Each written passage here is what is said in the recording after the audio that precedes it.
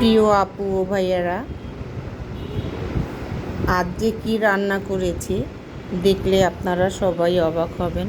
অবশ্য অবাক বেশি হবেন না, কমই হবেন, কারণ আজ আমি জীবনে প্রথম অন্যরকম একটা খাবার খেয়েছি। তবে এই খাবারটা চাকমারাই বেশি খেয়ে থাকে। এখানে কিন্তু আমি ঢেঁড়স, বেগুন এবং বরবটি লবণ দিয়ে সিদ্ধ করে নিয়েছি। আর এখানে কিন্তু শীতল শুটকি ভর্তা করেছি এবং ধনিয়া পাতা। আমি কিন্তু এখানে কিছুটা নিয়েছি, তাই প্লেটে কম ঢেঁড়স, বরবটি এবং বেগুন আর ভর্তা নিয়েছি। তো দেখুন, আমি কিন্তু বরবটি এখানে নিয়েছি এবং একটু ভর্তা নিলাম।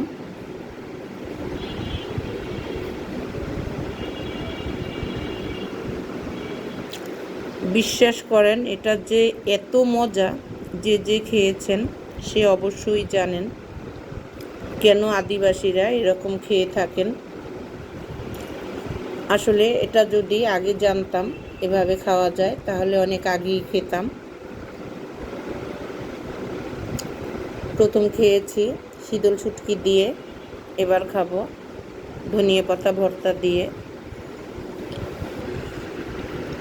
বিশ্বাস করেন, এত যে মজা আমি বোঝাতে পারবো না। আপনারা চাইলে এভাবে খেতে পারেন।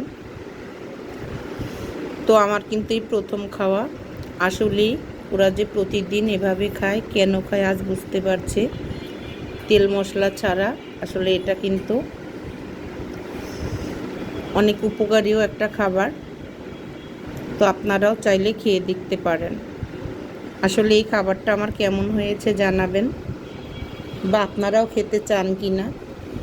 আর যারা যারা খেয়েছেন অবশ্যই জানাবেন খাবারটা কত মজা এবং লোভনীয় ছিল।